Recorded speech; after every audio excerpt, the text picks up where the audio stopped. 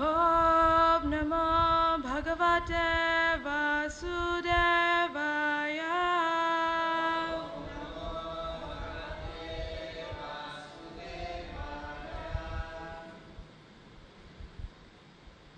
Namam Vishnu Padaya Krishna Prashtaya Bhutale Srimate Bhakti Chara Swami Niti Namane Snigdha Cheta Supaneta Bhagvinam Charasabhutam Prabhupada Gata Pranam Naomi Bhakti Chara Param Nama Om Vishnu Padaya Krishna Prashtaya Bhutale Srimate Bhakti Vedanta Swami Niti Namane Namaste Saraswati Deve Gauravani Pracharine Nirvishesha Shunyavadi Paschatya Deshatarine Jai Shri Krishna Chaitanya Prabhu Nityananda Sri Advaita Gadadhara Srivas Adi Gaura Bhakta Vrinda Hare Krishna Krishna Krishna Hare Hare Hare Rama Rama Rama Hare Hare Narayanam Namaskrityam Naram Chaiva Narottamam Devim Saraswatim Vyasam Tato Jayamudire Nasta Prayeshava Bhadreshu Nityam Bhagavata Sevaya Bhagavate Uttama Shlokir Bhaktir Bhavati Naishtiki Shrinivatam Swakataha Krishna Punya Shavana Kirtana Hridayantastahya Bhadrani Vidunoti Suhrit Satam.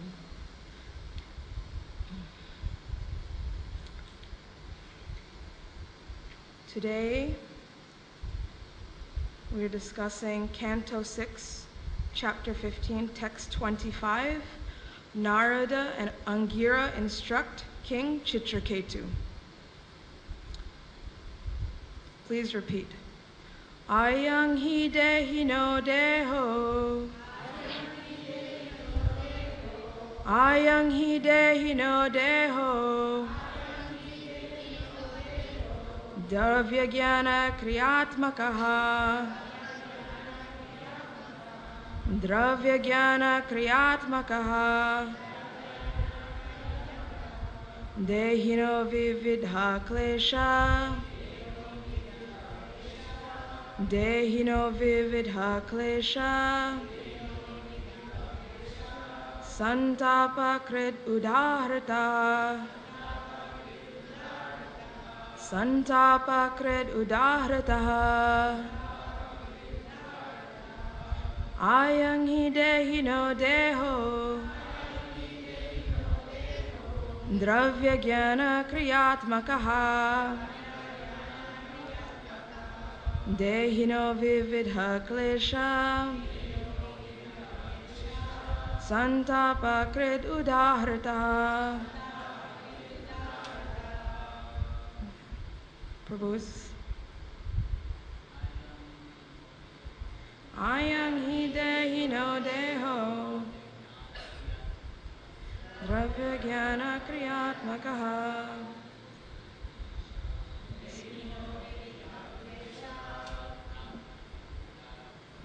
Santapa krit udharata. Ayang hi dehi no deho. Dravya jnana kriyatmakaha. Dehi no vividha klesha. Santapa krit udharata. Matajis. Ayang hi dehi no deho. Dravya jnana kriyatmakaha. Dehi no vividha klesha. Santapa krit udahrata. Ayang hi dehi no deho. Dravya jnana kriyatmakaha. Dehi no vividha klesha. Santapa krit udahrata.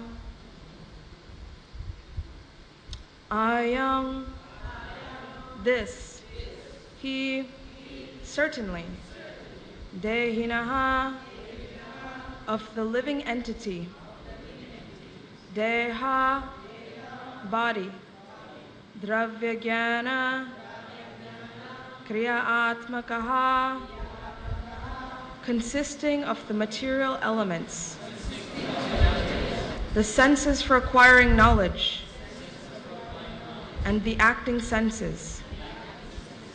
Dehinaha, of the living entity. Vividha, various. Klesha, sufferings. Santapa, and of pains. Krit, the cause. Udahritaha, is declared. Translation. The living entity in the bodily conception of life is absorbed in the body, which is combined of the physical elements, the 5 senses for gathering knowledge, and the 5 senses of action, along with the mind. Through the mind, the living entity suffers 3 kinds of tribulations: adibhautika, adidaivika, and adhyatmika. Therefore, this body is a source of all miseries. Purport by His Divine Grace A.C. Bhaktivedanta Swami Srila Prabhupada. In the 5th canto, chapter 5, verse 4, while instructing his sons, Rishabhdev said, Asan api kleshada asa deha. The body, although temporary, is the cause of all the miseries of material existence. As already discussed in the previous verse, the entire material creation is based on mental concoction. The mind sometimes induces us to think that if we purchase an automobile, we can enjoy the physical elements such as earth, water, air, and fire, combined in the form of iron, plastic, petrol, and so on. Working with the 5 material elements, panchabhutas, as well as with our 5 knowledge-gathering senses like the eyes, ears, and tongue, and our 5 active senses like the hands and legs, we become involved in the material condition.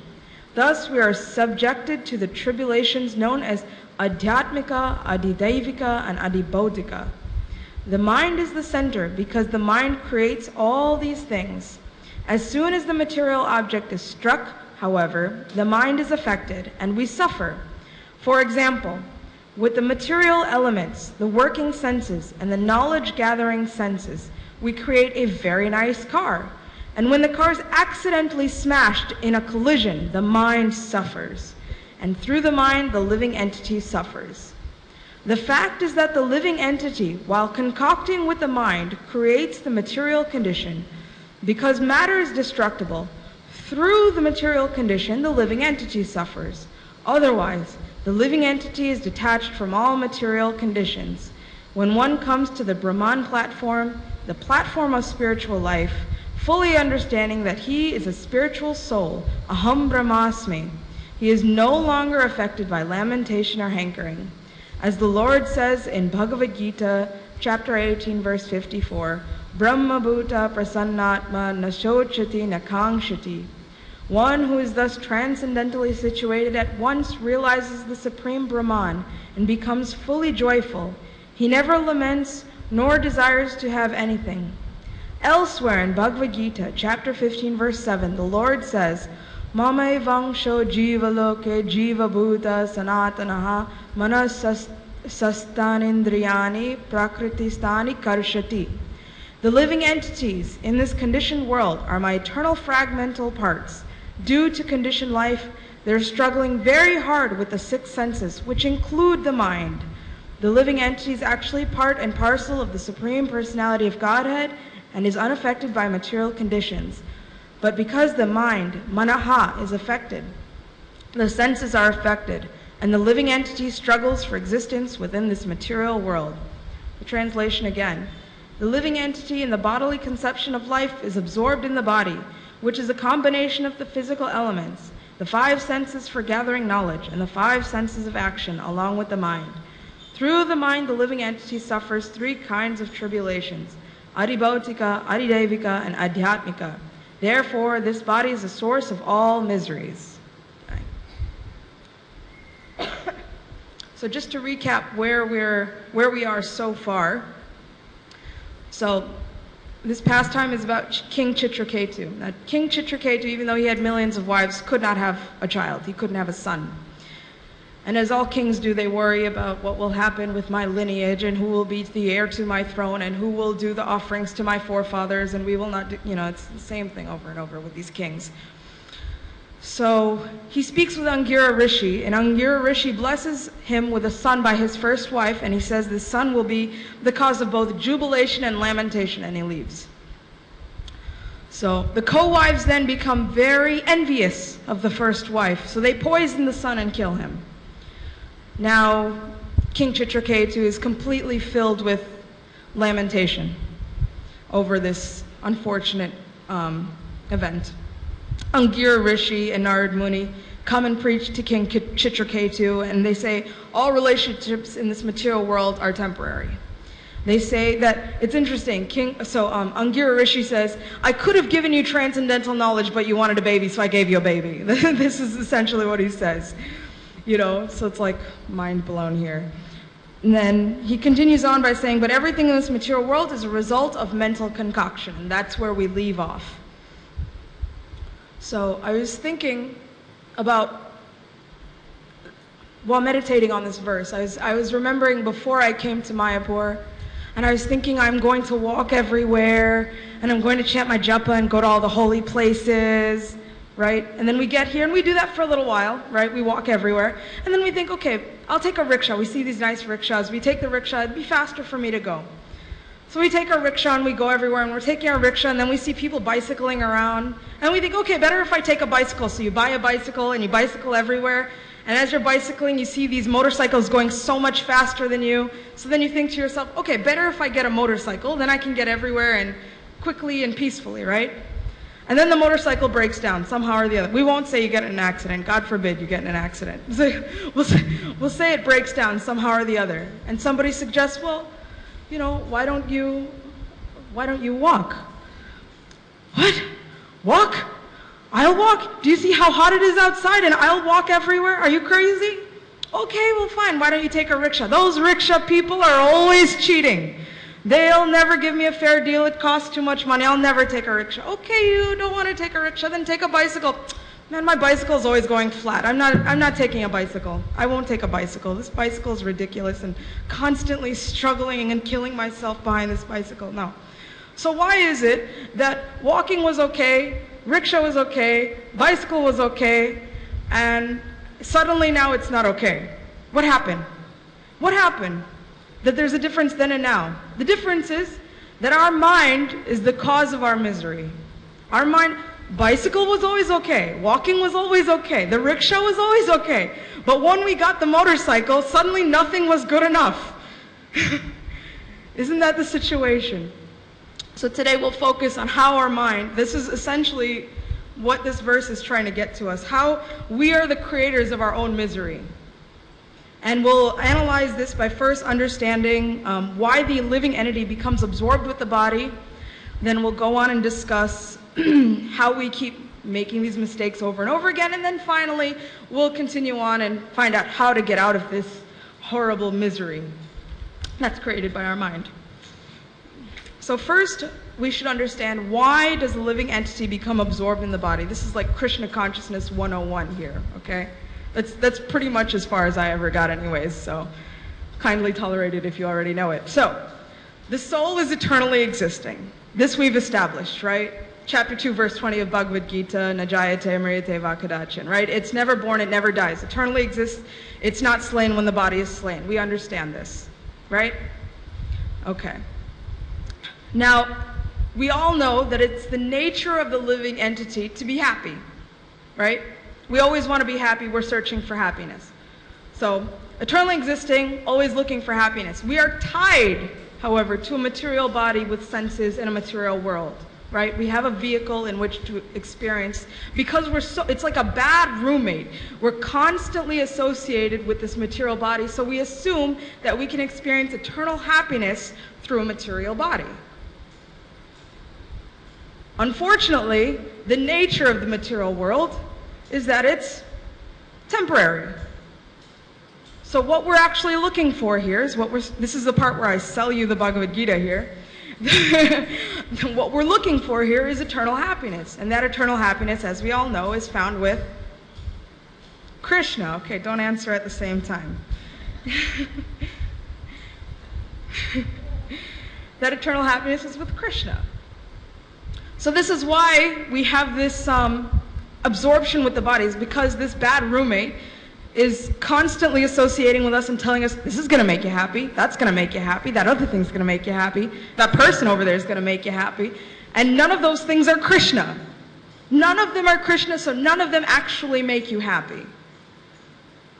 The problem, actually, someone was telling me about this the other day. The problem with us is that we keep trying to make everything our Krishna, and nothing's our Krishna. No man is our Krishna, no woman is our Krishna, no motorcycle is our Krishna. Only Krishna is Krishna.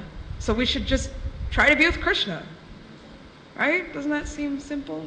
Simple for the simple. How our minds make everything so complicated. So Srila Prabhupada, he makes this statement that totally blew my mind. You're going to love it. He says, the fact is that the living entity, while concocting with the mind, creates the material condition. Because matter is destructible, through the material condition, the living entity suffers. Otherwise, the living entity is detached from all material conditions. So it's not that my motorcycle is making me suffer, or that man is making me suffer, or that woman is making me suffer. It's your mind convincing you that without it, you're suffering. That if it's broken, you're suffering. It's an interesting thought. It's an interesting, the material nature is constantly going on. It's continuing on, it's just doing its thing. It's doing what it does. The material nature just goes on, But we have some kind of an attachment to it. We form some sort of convoluted relationship with it. And then when it doesn't work out the way we want it to, then we're completely amazed. We're completely shocked. How could this be? This wasn't my plan, just to give a very mundane example, a girl likes a boy. She finally confesses her feelings, and then he's like, I don't actually like you.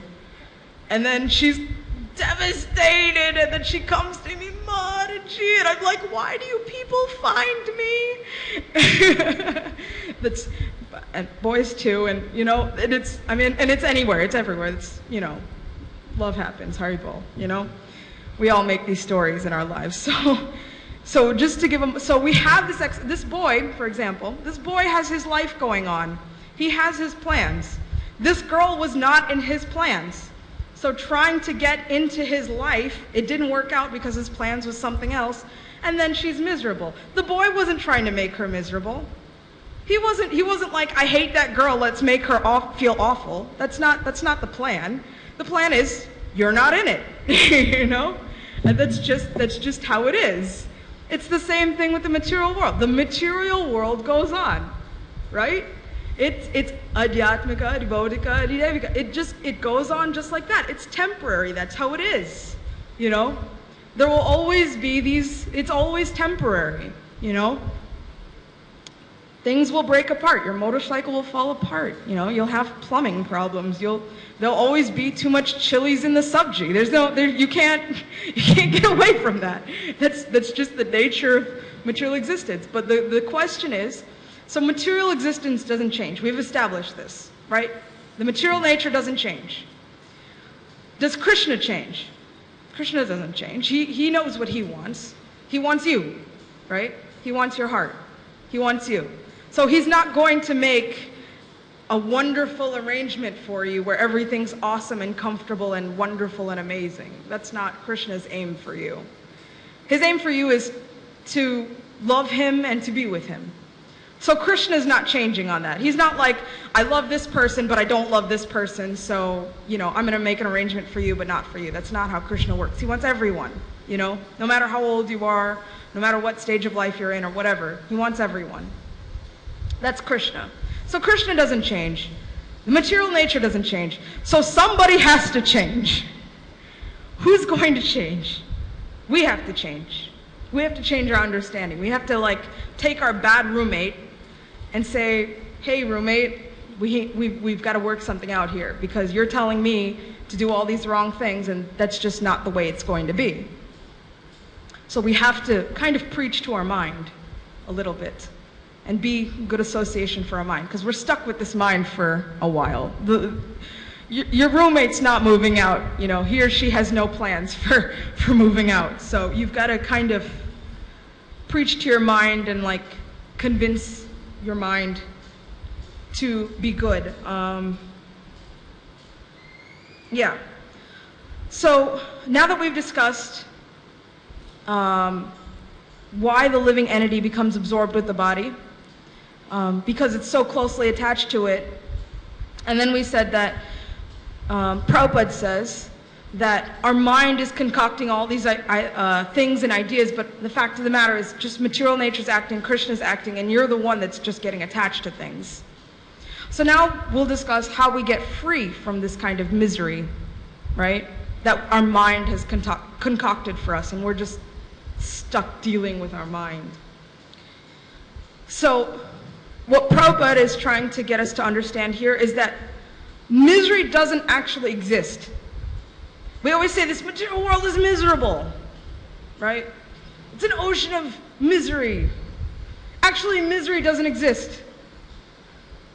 Mind blown. I know. Mind blown. Misery doesn't exist. Our mind is the one that gives us the misery because we're associating with the mind. So the sooner we understand this, the sooner we're less miserable. That it's our mind telling us. It assigns an attachment and our senses act on it, and then we get disappointed and we want to like shrivel up and die and find Premarupa Mataji and cry, and I'm always like, Haribol. Okay?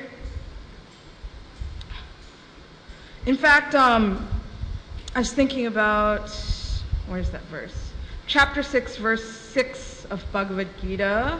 It's one of my favorite verses. It says, Bandhur atmanastasya yenatmaivatmana jitaha anatmanastu satrutve vartetatmaiva shatruvat. For him who has conquered the mind is the best of friends. But for one who has failed to do so, his mind will remain the greatest enemy. So your mind can be your friend once you've controlled your mind, once you've somehow managed to get your mind under your control. But if you don't do that, then it's constantly seeking out happiness. So the question is how to control your mind. So through chanting, generally is what we say, through chanting Hare Krishna, and chanting offenselessly is the most important thing. In my 9th grade Shastra class, my girls are learning about the 10 offenses. And we're focusing on, today we're doing the 10th offense. To not have enough faith in the holy name and to still have material attachment. So we're reading Harinam Chintamani and we're understanding deeply what all these offenses are and how to like avoid those offenses. So this offense is called, this is very found by Bhaktivinoda Thakur, he calls this the I and mind offense. This 10th offense is called the I and mind offense. Because we're saying, you know, I'm this person, I'm that person, I'm a devote, or you know, I'm a brahmana, I'm a kshatriya, I'm a householder, I'm a brahmachari, I'm a, you know, and this is my house, and this is my car, and this is my room, and this is my garden, and this is my, you know, this is all my, this is I and mine. We have some attachments, and we don't have faith that Krishna will take care of us and provide for us. The I and mine offense. So it's an interesting way to term that offense. But we actually, what Bhaktivinoda Thakur says is that we must surrender to Krishna's desire. It's not our desire, but Krishna's desire. And it's, you know, and it's great if you're a nice devotee and, you know, you go to Mangal Arati every day and you chant 64 rounds before 8 a.m. Haribol, congratulations, you know, but that doesn't mean Krishna is in debt to you. You know, Krishna doesn't have to do anything for you. That's for you. All of that is for you. That's not for him, you know. So it's not like, you know, Krishna, I did all these things for you, now please give me one nice Krishna conscious baby, you know. Please give me one nice motorcycle. It doesn't work like that. Krishna doesn't function like that. Very nice, you do all these nice things, you're such a nice devotee. Now I have my thing that I have to do, you know. And it's going to be okay. I'm preaching to myself with this one here because I'm constantly like, why Krishna? But, yeah, it's going to be okay. Krishna's desire is always greater than your desire. I was thinking, recently our youth had a drama about the life and death of Pandu. I don't know if many of you got to see it. It was just this past Saturday, and I was reflecting on how interesting Krishna is. You just see his hand in all of these arrangements, the more that you study the Mahabharata.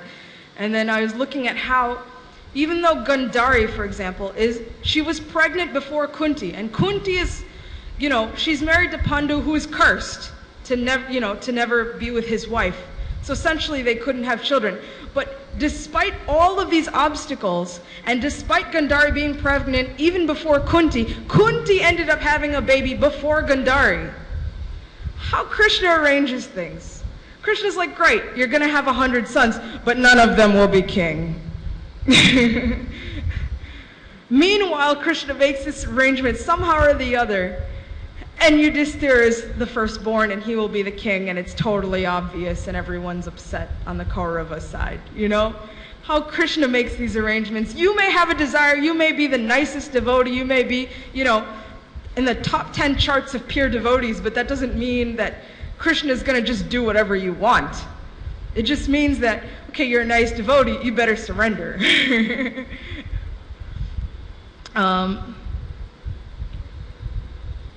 So also Krishna wants us to understand, Srila Prabhupada gives this last verse that he says, the living entities in this conditioned world are my eternal fragmental part. So then we're all associated with Krishna.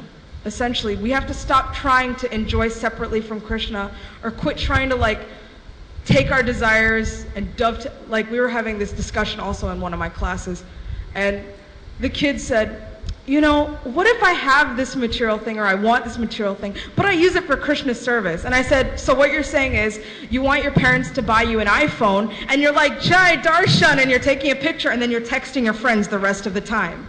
That's not how that works. That's not how that works. No. That's not how Krishna works. All it is that if it's not according to Krishna's desire, you leave it. Harinam Chintamani says that. I'll do everything favorable to Krishna and reject anything unfavorable. I'm just surrendered to Krishna. If he wants me to stay here, I'll stay here. If he wants me to go to Goloka, I go to Goloka. If he wants me to take birth, if he wants me to suffer I'm doing it. Whatever he wants. If he wants me to get an iPhone, I guess I'll get an iPhone. But whatever he wants, I'll do it. But all he wants is that we associate. That's our real nature. That's our actual position, is to associate with Krishna. And anything outside of that is just extra. You have children, you don't have children. You have a car, you don't have a car. It's just extra. So also, by breaking free of misery, I always say you have to be conscious. It's not like Krishna unconsciousness, You're not just somehow I think of Krishna. It's Krishna consciousness. You have to think. It takes some level of, understanding and realization, and separating yourself from your mind and your anxieties and and look objectively. You have to be very objective with your feelings. Even if you're feeling, I'm not saying that you're like a yogi, you're not I'm not feeling anything. Okay, you had that feeling, then step back and say, why did I have that feeling? It requires some analysis, Did I want that kirtan slot because I just want to glorify Krishna, or did I want that kirtan slot because I know the most people will be there? It happens, right? I feel really sad for Yashomati Mataji sometimes, having to deal with all those kirtaniyas. Even myself with the drama. They'll come up to me, Mataji, can I be in the next drama? I say, sure, no problem. Mataji, give me the best role. I want the most lines. And I'm like, Haribol. I'm like, I don't even know you. How could you just demand that from me? It's a service, So in the same way, we can't demand things from Krishna. We can't demand things. We should be very objective. What's my real internal desire? Is my internal desire that I want to serve Krishna? Is my internal desire name and fame? Is my internal desire enviousness? Is my internal desire pride? What's my desire? What do I really want? I gave this example. There was a girl there was one Mataji I used to really not like. And I used to boil inside every time I saw this person. And she had never done anything to me. Never. She never did anything to me. And it was like this for years. And then one day I said, why don't I like this person? You know, I found any reason to not like her. I'm like, how could she not remember my name? How could she look at me like that? How could she sit next to me like anything? Like, I would just get so upset. And then one day I just thought, I said, what's the real cause of my anger toward this girl? And then I realized I was envious. I was so envious.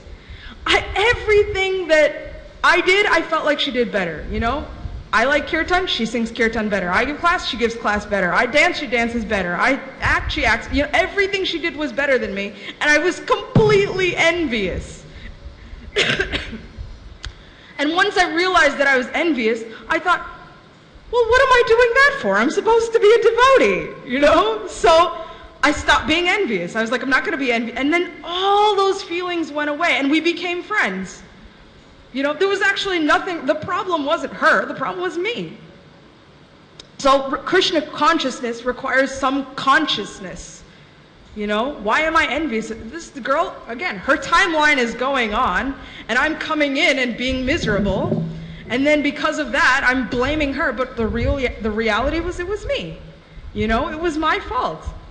You know, it was my bad association. So be conscious. Even if you don't catch yourself the first time, catch yourself the second time, the third time, the fifth time, the 100th time. Don't spend your whole life hating somebody and not actually knowing why. And then you'll get some peace. I got so much peace after that realization. All our relationships are temporary, but our relationship with Krishna is eternal. That's the most important relationship that we need to foster, that we need to work on above all other relationships. Sure, we should have nice relationships with everyone. I'm not saying we shouldn't, but the most important is how we surrender to Krishna, how we love Krishna, and we trust Krishna, and we have faith in the holy name, which is non-different from Krishna. So today we discussed why the living entity becomes absorbed in the body. And we said it's because it's constantly associating with the mind and the senses, so it becomes attached, even though it's looking for something eternal. Everything is temporary, so it suffers. And we keep attaching our suffering to material things, but actually the material nature is just going on, and Krishna is just going on, and we have to change. And finally, we discussed how we should break free from this misery. And we talked about how we should surrender to Krishna, that it's important for us to surrender, that we need to become conscious, that we need to make friends with our mind, and through that way, we can actually stop being miserable. So what we've understood here is that we are the creators of our own misery, as Srila Prabhupada states. We create our own misery. Everything's going on and we've created it. But we also have a responsibility to not be miserable and to be with Krishna. So, I think that's all I have to say. Does anyone have any questions or comments in regards to anything? I can humbly try to answer. Otherwise, we're ending early.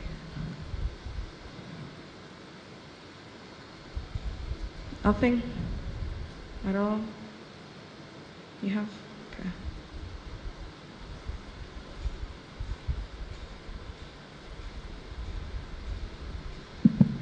Hare Krishna, Mataji. Hare Krishna.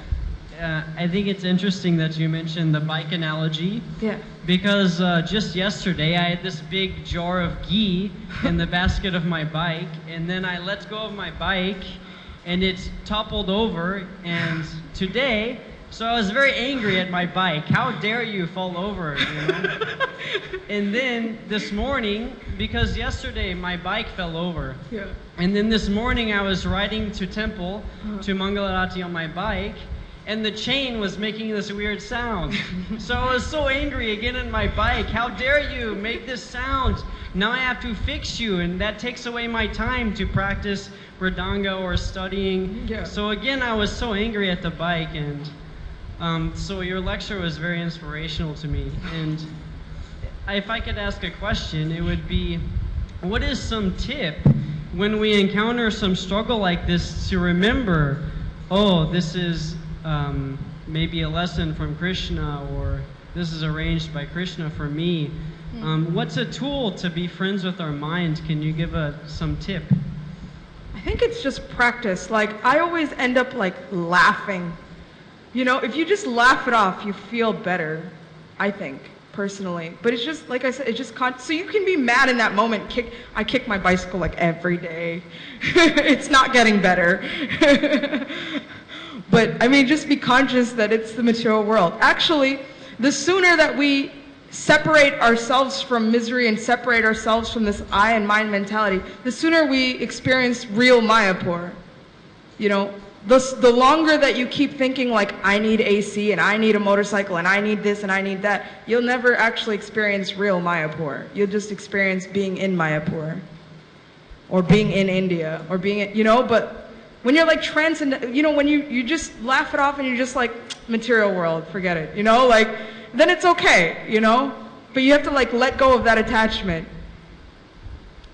Someone told me that, like, they always tell me this because I'm me. So they were like, anytime you get some obstacle in Mayapur, it's Krishna's mercy. And I'm always telling, like, Krishna, could you be like less merciful?